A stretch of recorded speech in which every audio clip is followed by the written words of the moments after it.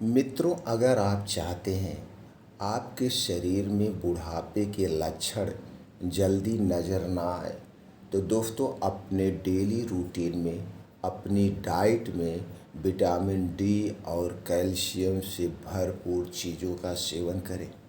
दोस्तों, जब हमारे शरीर में कैल्शियम और विटामिन डी की कमी हो जाती है, इस कमी के कारण हमारे शरीर की हड्डियां और मांसपेशियां कमज़ोर हो जाती हैं, जिससे हमारे शरीर का विकास रुक जाता है। हमारे शरीर में दर्द, जोड़ों में, गांठों में दर्द होने लगता है और यह कभी भी हो सकता है। तो अगर आप इन सारी समस्याओं से बचना चाहते हैं, तो दोस्तों अपने डेली रूटीन में भरपूर मात्रा में कैल्शियम और विटामिन डी युक्त चीज़ों का सेवन करें। आज के वीडियो में दोस्तों हम डिस्कस करेंगे कैल्शियम और विटामिन से भरपूर कुछ चीज़ों के बारे में। अगर इन चीज़ों को अपने डेली रूटीन में, अपने डाइट में आप शामिल करते हैं, तो दोस्तों आपके शरीर की हड्डियां और मांसपेशियां कभी कमज़ोर नहीं पड़ेंगी।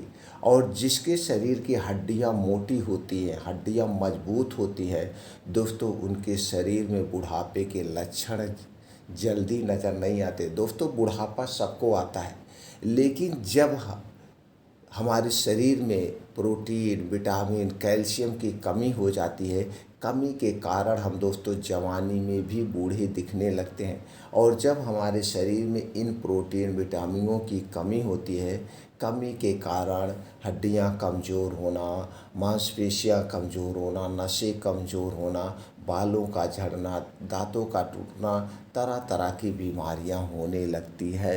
तो दोस्तों आपको ऐसे डाइट का चुनाव करना होगा जिसमें सभी प्रकार के प्रोटीन्स, विटामिन्स पाए जाते हैं। इसलिए मित्रों, इस वीडियो को अंत तक सुनिएगा।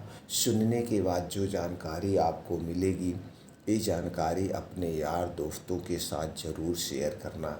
दोस्तों, अगर आप हमसे जुड़ना चाहते हैं, आयुर्वेद की सही सही जानकारी प्राप्त करना चाहते हैं, आयुर्वेद के कुछ घरेलू नुस्खे सीखना चाहते हैं, जिसे अपना करके आप घर पे रहकर अपनी बीमारी को ठीक कर सकते हैं, बीमारियों से बच सकते हैं, तो दोस्तों हमसे जुड़ने के लिए चैनल को सब्सक्राइब कर लीजिए, बेल आइकॉन का बटन ऑन कर दीजिए, जिससे हर एक वीडियो की नोटिफिकेशन आपको मिलती रहे।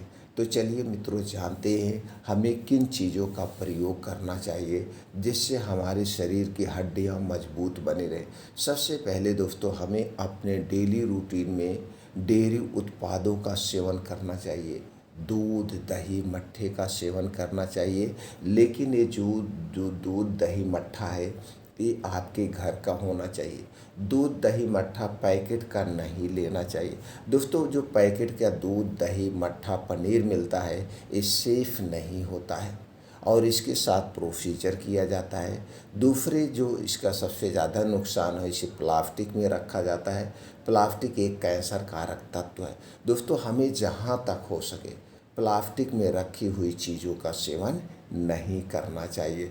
तो दोस्तों, कितना दूध, दही, मट्ठा लेना चाहिए, चलिए वो भी आज हम आपसे शेयर कर देते हैं। दोस्तों, दूध का जब भी प्रयोग करना, कुछ लोग दूध को हम देखते हैं दोस्तों मॉर्निंग वॉक जाते हैं या मॉर्निंग वॉक करके आते खाली पेट पी लेते हैं। दूध को खाली पेट नहीं पीना चाहिए। दूध जब भी पीजिए, इसे दोस्तों खाने के 1 से 1.5 घंटे के बाद पीजिए, 2 घंटे के बाद पीजिए, सबसे बेटर है। और दूध पीने का सबसे अच्छा जो समय होता है वो रात में होता है। अगर रात में सोते समय आप दूध पीते हैं, जैसे सोने के 1 घंटे 1.5 घंटे पहले, और इस दूध में दोस्तों कुछ ना कुछ डाल के पिया करिए, ऐसे नहीं कभी दूध को त्रिफला के साथ ले लिया करिए। इससे आंतों की, पेट की साफ सफाई भी हो जाएगी। कभी दूध में हल्दी थोड़ा सा डाल लीजिए, आधी चम्मच हल्दी डाल के इसका दूध पी लीजिए। 2-4 महीना इसे पीजिए, फिर 1-2 महीना इसे में दालचीनी डाल लिया करिए, फिर 1-2 महीना दोस्तों हरी इलायची डाल के ऐसे दूध का सेवन करना चाहिए। और रात में खाना खाने के 1 घंटे के बाद और दूध पीने के बाद कुछ नहीं खाना पीना है, दूध पीने के 1 घंटे के बाद सोना है। तो आपको दूध का सेवन करना चाहिए। और दूसरा है दोस्तों, हमें दही ज़रूर खाना चाहिए। दही में लैक्टोबैसिलस बैक्टीरिया पाया जाता है जो हमारे पाचन तंत्र को इम्प्रूव करता है, जो हमारे पाचन तंत्र की सेवा करता है यानी सुरक्षा करता है, हमारे पाचन तंत्र को स्ट्रांग बनाता है। अगर आप दोस्तों दही का प्रयोग हमेशा करते हैं तो दोस्तों आपके शरीर में, आपके पेट में प्रोबायोटिक की कमी नहीं होगी। ये प्रोबायोटिक एक प्रकार का बैक्टीरिया होता है जो आपके पाचन तंत्र को दोस्तों सुरक्षा प्रदान करता है, भूख बढ़ाता है।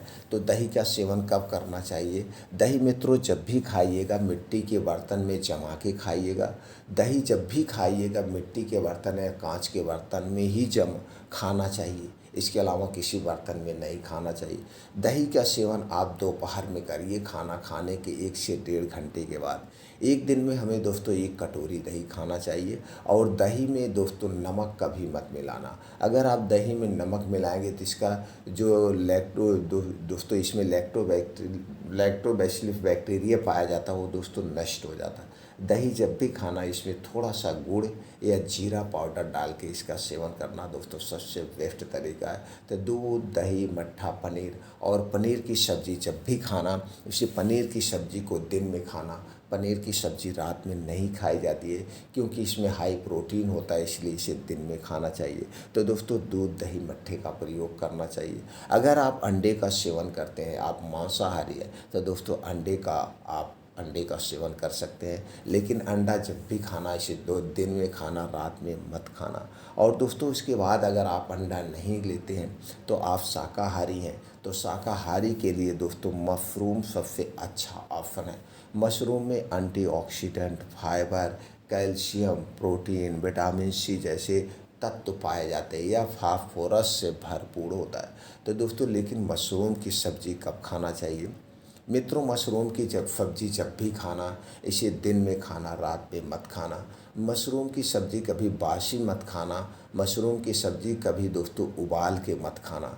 जैसे एक बार आप बना लिए तुरंत ताज़े खा लेना।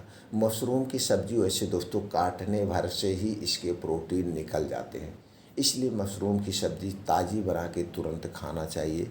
और दोस्तों कैल्शियम और विटामिन डी का सबसे अच्छा स्रोत है वो है बादाम। बादाम हमें ज़रूर खाना चाहिए, लेकिन बादाम कब खाना चाहिए, कितनी मात्रा में? अगर दोस्तों आप पूरा ठंडे में ही खाना चाहते हैं, तो पूरा ठंडी खाना चाहते हैं तो आप 10 से 12 बादाम रोज़ रात में मिट्टी के बर्तन में भिगो करके सुबह खाली पेट खाइए। बस इतना ध्यान देना, बादाम खाने के पहले और बादाम खाने के बाद आपको कुछ नहीं खाना पीना है। बादाम 2 टाइप की आती है, एक आती है खट्टी बादाम और एक मीठी बादाम। मित्रों हमें खट्टी बादाम कभी नहीं लेना चाहिए। खट्टी बादाम में साइनाइड टाइप का पॉइजन पाया जाता है। जब भी आप बादाम खरीदिएगा मीठी बादाम खरीदिएगा। अगर बादाम आप 12 महीने खाना चाहते हैं तो इसकी मात्रा को थोड़ा सा कम करना पड़ेगा। तब आपको 7 से 8 बादाम डेली रात में मिट्टी के बर्तन में भिगो दीजिए। इतना मात्रा में 12 महीने खाइए। आप भी खाइए, पूरे परिवार को भी खिला सकते हैं, सबसे बेस्ट तरीका। अगला है दोस्तों हरी साग सब्जियाँ। जितनी भी हरी साग सब्जियाँ हैं इनमें कैल्शियम और विटामिन डी प्रचुर मात्रा में पाया जाता है, खास करके पालक में। दोस्तों पालक सबसे बेस्ट है। पालक का जब समय आ जाए, बथुआ का जब समय आ जाए तो दोस्तों इसका सेवन ज़रूर करना चाहिए। लेकिन ध्यान रखना, पालक, बथुआ, ये जो साग है, साग का जब भी प्रयोग करना दिन में प्रयोग करना। साग रात में नहीं खाया जाता है क्योंकि इसमें हाई प्रोटीन होता है, हाई मात्रा में फाइबर होता है। और शाम के समय हमारा पाचन तंत्र स्लो हो जाता है। जब पाचन तंत्र स्लो हो जाएगा तो जो आप साग खा रहे हैं सही ढंग से डाइजेस्ट नहीं होगा, तो पचेगा नहीं। इसलिए साग जब भी खाना दिन में खाना, दोपहर में खाना, सुबह खाना, लेकिन रात में मत खाना। और दोस्तों इसी तरह से कुछ फल सब्जियां और आती हैं जैसे चुकंदर। चुकंदर में दोस्तों प्रचुर मात्रा में क्या पाया जाता है? प्रोटीन पाया जाता है, विटामिन ए पाया जाता है, कैल्शियम पाया जाता है, विटामिन सी पाया जाता है, आयरन पाया जाता है। और गाजर में दोस्तों प्रचुर मात्रा में, गाजर में सबसे ज़्यादा प्रोटीन, विटामिन ए पाए। तो गाजर और चुकंदर का सेवन ज़रूर करिए जब इसका मौसम हो। जितनी भी हरी साग सब्जियां हैं इनका सेवन दोस्तों हमें मौसम के हिसाब से करना चाहिए, क्योंकि मौसम के हिसाब से हमारे शरीर में जो वात पित्त कब पाया जाता है वो घटता बढ़ता है। तो मौसम के हिसाब से ऑटोमेटिक हमारे शरीर का वात पित्त कफ घटता बढ़ता है। और दोस्तों मौसम के हिसाब से ही हमें रहना चाहिए, मौसम के हिसाब से हमें चेंज हो जाना चाहिए। और मौसम के हिसाब से दोस्तों जो सब्ज़ी जहाँ पे आप रहते हैं वहाँ पाई जाती हो वही सब्ज़ी का सेवन करिए। ये नहीं आप बॉम्बे में हैं तो जो दिल्ली में सब्ज़ी पाई जाती है उनका सेवन करिए, जो मध्य प्रदेश में सब्ज़ी पाई जाती है उनका सेवन करिए। नहीं, ऐसा नहीं करना चाहिए, क्योंकि हमारा शरीर प्रकृति के हिसाब से ही काम करता है। तो इसलिए जहाँ पे आप रहते हैं वहाँ पे जो सब्ज़ी पाई जाती हो उन्हीं सब्जियों का सेवन करिए। सबसे बेस्ट, सबसे अच्छा तरीका है। कुछ ऐसे बीन्स होते हैं उन्हें अंकुरित करके खा सकते हैं। और मल्टीग्रेन आटे का प्रयोग करिए, ये चने का प्रयोग करिए। ये सारी चीज़ें आपके शरीर में कैल्शियम और विटामिन डी भर देंगी। और सबसे अच्छा, सबसे बढ़िया स्रोत है दोस्तों ये चूना, जो पान में चूना खाया जाता है। अगर आपको पथरी की कोई प्रॉब्लम ना हो, आपको पथरी की कोई समस्या ना हो या पथरी का ऑपरेशन ना हुआ हो तो दोस्तों आप चूने का प्रयोग कर सकते हैं। तो चूने का प्रयोग कैसे करना है, यही जो पान में खाया जाता चूना। दोस्तों चूना बड़ा सस्ता मिलता है, कैल्शियम विटामिन डी का सबसे बढ़िया स्रोत है। तो आप चूना लाइए। चूना को कैसे खाना है, जो दोपहर में आप दही खा रहे हैं, इसी दही में दोस्तों आप 1 ग्राम का मतलब 1 गेहूं के बराबर चूना ले लीजिए, उसी दही में मिला के रोज़ खाइए। आपके शरीर में कभी कैल्शियम की कमी होगी ही नहीं। सबसे बेस्ट और सबसे अच्छा तरीका है। दूसरा तरीका है विटामिन डी बढ़ाने का, वो है सूर्य की धूप। दोस्तों ये जो सूर्य की धूप सुबह सुबह निकलते हैं सूर्य भगवान, इनकी किरणें जो होती है कैल्शियम और विटामिन डी से भरपूर होती है। तो दोस्तों उगते हुए सूरज में आपको रोज़ सुबह 30 मिनट से 40 मिनट ज़रूर बैठना चाहिए। ये नहीं कि सूर्य की धूप में बैठ के अपने आप को सेकना चाहिए। आपके शरीर में कभी कैल्शियम विटामिन डी की कमी ही नहीं होगी, कभी नहीं कमी होगी। आपको इसके लिए कोई एक्स्ट्रा से टैबलेट और कैप्सूल नहीं लेना पड़ेगा। इसलिए उगते हुए सूरज में आप दोस्तों रोज़ बैठिए, चाहे गर्मी हो, चाहे ठंडी हो, चाहे बारिश हो, उनके सूर्य की किरणों को सेकिए। दोस्तों आपकी इम्यूनिटी भी स्ट्रांग होगी और आप हर एक बीमारी से दूर रहेंगे। दोस्तों फिर मिलते हैं अगले वीडियो में ऐसी ही और महत्वपूर्ण जानकारी के साथ।